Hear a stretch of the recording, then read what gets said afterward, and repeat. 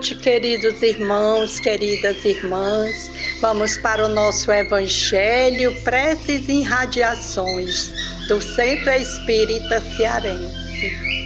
Rogando ao nosso amado Mestre Jesus as bênçãos de paz, de fé, de esperança, que o socorro venha em nosso auxílio, para que possamos sempre estar de coração aberto para receber. Vamos ler Recados da Vida, Francisco Cândido Xavier. Oração. Senhor Jesus, conserva-nos em tua simplicidade, para que te possamos atender os desígnios. Faze-nos compreender que todos na terra, espíritos encarnados ou desencarnados, somos irmãos em teu infinito amor. Não nos concitas olvidar a prestação de serviço que devemos a todos aqueles que se encarceram nas indagações da inteligência, mas não nos deixes afastados de quantos se sustentam na fé pura, buscando-te no trabalho e na restauração de si mesmos, nas vias da humildade e do sofrimento. É por isso, amado Mestre Jesus, que te pedimos a bênção da paz, aquela paz que o mundo não possui ainda para dar, e que receberemos, por enquanto, unicamente de ti. Orienta-nos os corações para o bem, aos nossos semelhantes, e não nos permitas, senão entender para auxiliar, a fim de que a vaidade ou desequilíbrio não nos domine os corações. Ajuda-nos a sermos nós mesmos, com as nossas esperanças e necessidades, tarefas regeneradoras e provas educativas, sendo tutelados do teu amor, sem a pretensão de substituir-te no comando de nossas vidas. Senhor, despede-nos em paz e abençoa-nos, e que a tua bondade nos faça simples de coração, a fim de conseguirmos acompanhar-te e obedecer-te, hoje e sempre, assim seja.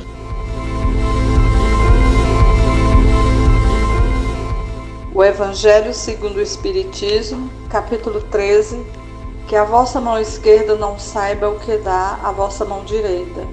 Item 5, o óbolo da viúva.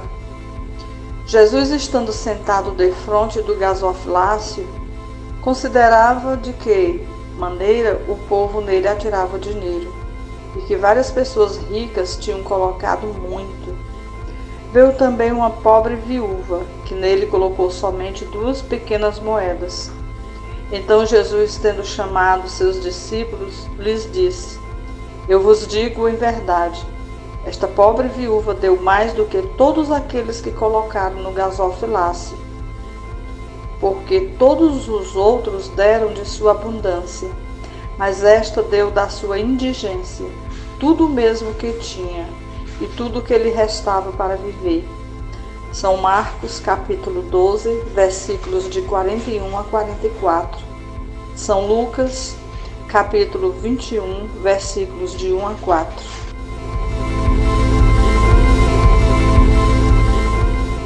Olá, queridos amigos, queridos irmãos.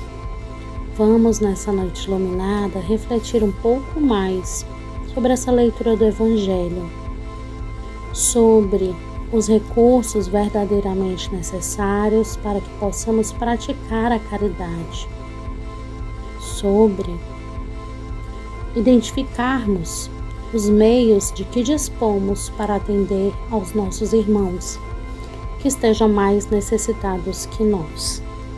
Para iniciarmos, vamos entender quando Jesus fala que estava próximo ao gasofilácio. O gasofilácio, meus irmãos, ele tem esse nome, tem uma origem grega, e era um local que existia nos templos destinados a receber as oferendas, e uma espécie de cofre em que ali eram depositadas as moedas, uma caixa de tesouros, né? No Templo de Jerusalém, em que essa passagem ocorreu, haviam várias delas e eram utilizadas justamente para recolher as doações. Quando Jesus nos conta a história do óbolo da viúva, ele traz para nós um ensinamento de que aparentemente aquela mulher depositava algo de pequeno valor, mas aquele pequeno valor foi doado por ela, foi retirado, né, de seus pertences com sacrifício e amor do pouco que aquela mulher possuía, enquanto que os ricos davam da sua abundância, do muito que lhes sobrava.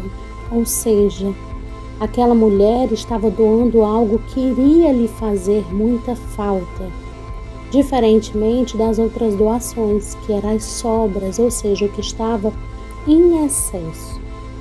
Aquela mulher depositou uma moeda que na época era chamada lepto, a menor das moedas judaicas, e naquela época ela era uma pequena moeda de cobre e valia aproximadamente 1/8 do que seria 1 centavo hoje, ou seja, era um valor muito pequeno que estava sendo ali depositado. Porém, o sentimento, o desejo de doar e contribuir era muito grande, era imenso. E Jesus, através dessa passagem, pode nos ensinar que o valor material da oferta não é o mais importante. Quando se pratica a caridade, o fundamental é o sentimento de amor e desprendimento que acompanha o gesto. Por isso que Jesus enfatiza aos discípulos dizendo: em verdade eu vos digo que essa pobre viúva deu muito mais do que todos. Sob uma oferta material insignificante, pode esconder-se um tesouro de sentimentos.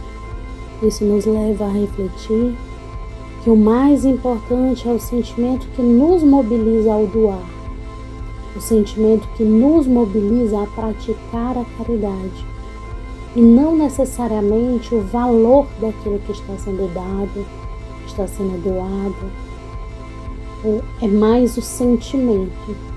Se nós doarmos grandes valores, grandes montantes, mas não tivermos o sentimento verdadeiro de desprendimento, aquilo ali estará sendo dado sem o verdadeiro sentido da caridade. Enquanto pouco, meus irmãos, que temos doado de coração, realmente pensando em contribuir, em ajudar, com o sentimento de desprendimento da nossa parte, além de fazer grande diferença na vida de um irmão nosso, nos ajudará a praticar verdadeiramente a caridade que o Mestre Jesus veio nos ensinar. Por isso, todos nós somos capazes de fazer o bem, de praticar a caridade, porque não tem a ver com a quantidade, com quanto de dinheiro ou de valores ou de bens que dispomos, mas o quanto que aquilo que estamos colocando carrega do nosso sentimento, do nosso amor, do nosso carinho, da nossa dedicação. Essa lição nos traz de que todos somos capazes de fazer o bem, todos somos capazes de praticar esse amor ao próximo, de doar algo que naquele momento pode ser fundamental para a vida de uma outra pessoa, de um outro irmão, de um outro amigo. Que possamos, nesse sentimento tão lindo que Jesus veio nos ensinar, conseguir trazer isso para a nossa vida, para o nosso dia a dia. Muita paz. Vamos para a fluidificação das águas. Vamos ler uma passagem do livro Presença de Luz, Francisco Cândido Xavier, página de refazimento. O mundo repleto de máquinas, mas se parece ao mar quando agitado. Sentem-se os impactos da maré alta e as depressões da maré baixa. As ondas da opinião arrastam as criaturas de um lado para o outro, enquanto a tensão lhes espanca os nervos e lhe corrói a existência. Você pode, no entanto, construir a sua ilha de refazimento. Escolha um horário, ainda mesmo estreito, para o seu banho de silêncio. Imagine-se no recanto verde do campo ou na tranquilidade de uma praia deserta. Ouça a você mesmo. Anote a beleza que o mundo nos oferece. Uma fonte de água limpa, o sorriso de uma criança, uma flor que o vento auxilia a curvar-se, homenageando a sua passagem, ou uma resga de céu azul. Levante a sua ilha do mar bravo das horas e refaça suas próprias forças dentro dela, enriquecendo a sua existência de serenidade e consolo. Compreenderá você quanto é belo saber que estamos todos juntos na mesma embarcação, que a todo nos transporta em sua viagem multimilenária para o nosso encontro com Deus. Assim, meus irmãos, vamos pedir a Jesus a fluidificação de todas as águas do universo, colocando a paz, o equilíbrio, a fé, a esperança dentro de nós, que nesse silêncio que nós nos encontramos toda essa força para a nossa existência. Que a paz de Deus esteja com todos, assim seja.